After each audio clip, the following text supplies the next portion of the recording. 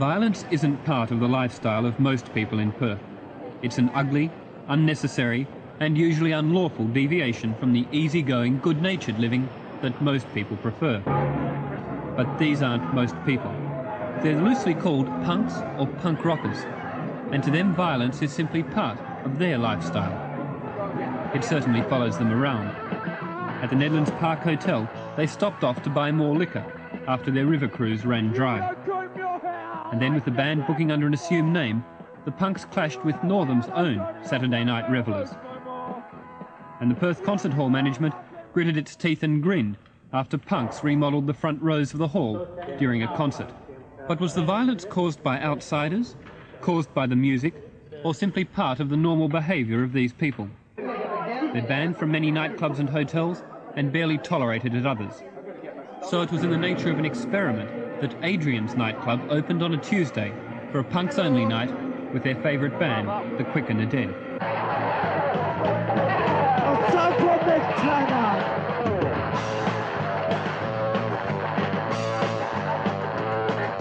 You know, lots of people like to live in the day.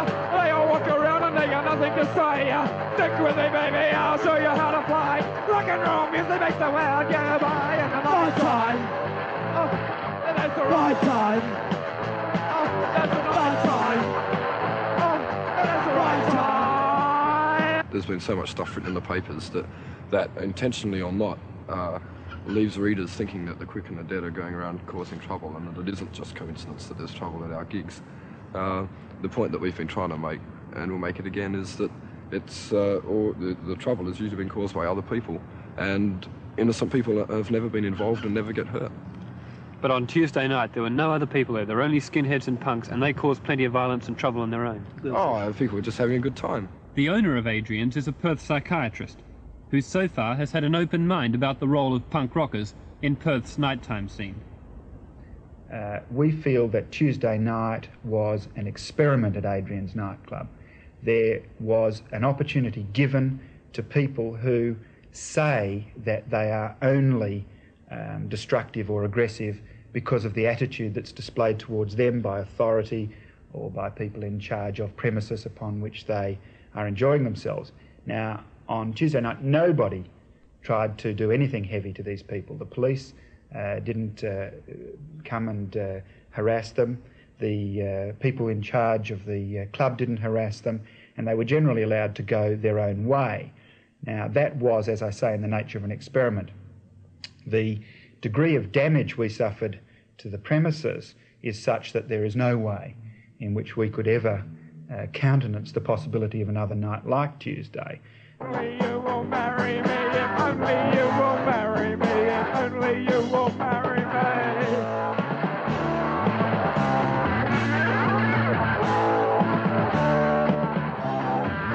At Adrian's on the punks' Tuesday night, things began quietly. The crowd was bigger than expected by the club manager, but for the first hour there was little tension.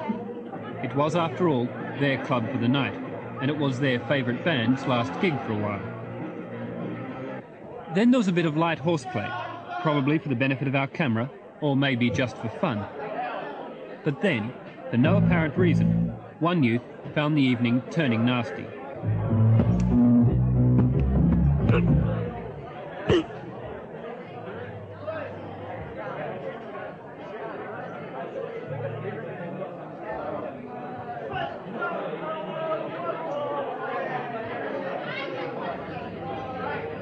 This wasn't play acting. The youth was hurt, bloodied, and upset, despite an effort to shrug it off. There must have been an argument or something. I can verify that story.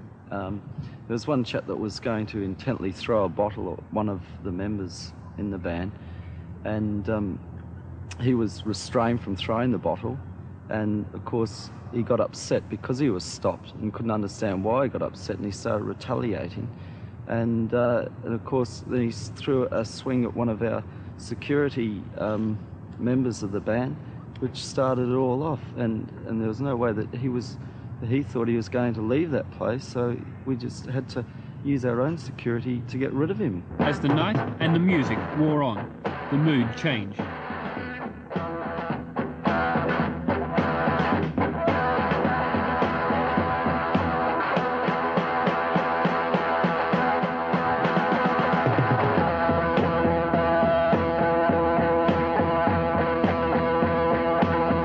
the particular group that were involved, although I didn't stay for a long time, didn't hear a lot of the music, played a very loud, energetic, aggressive type of music, which was not necessarily designed, but certainly had the effect of stimulating an aggressive response. The experiment at Adrian's was a failure. After midnight, when our camera crew left, the nightclub was literally torn apart. Furnishings, plumbing and windows were smashed. Damage was estimated at over $5,000. It was not the sort of experiment that a profit-minded nightclub owner would want to repeat. There was some damage done to the venue, and I think that was the fault of the organisers for not having security there to stop it happening. I don't think that there was any sort of very vicious damage going on. There was damage, but there wasn't any vicious intent on anyone's behalf. I saw tables getting smashed and chairs getting smashed, and I think that was just people enjoying themselves, and if Adrian's didn't want to do anything about stopping them, then good luck to them.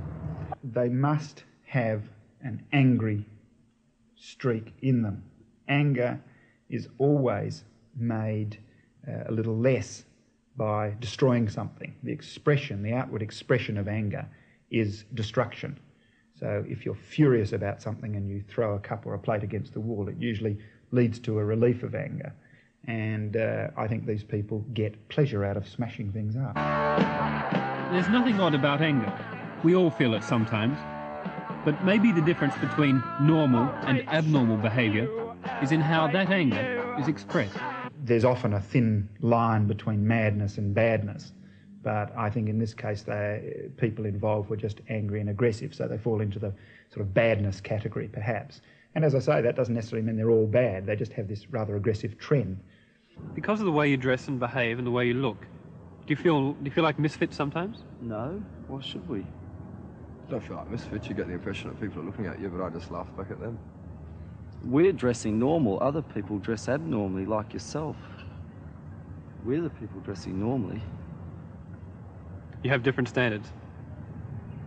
We've got our own high standards. We've got, yeah, right, yeah. Settle down to hate you. Those high standards of Perth's punk rockers have so far failed to give the cult an accepted place in Perth's nighttime scene. After their efforts at Adrian's, they'll be once more left on the outside, looking for somewhere to rage.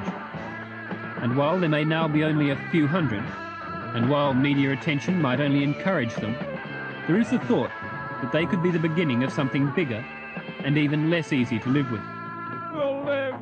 Anthony Burgess showed us one scenario with Clockwork Orange, and now another film offers this future view.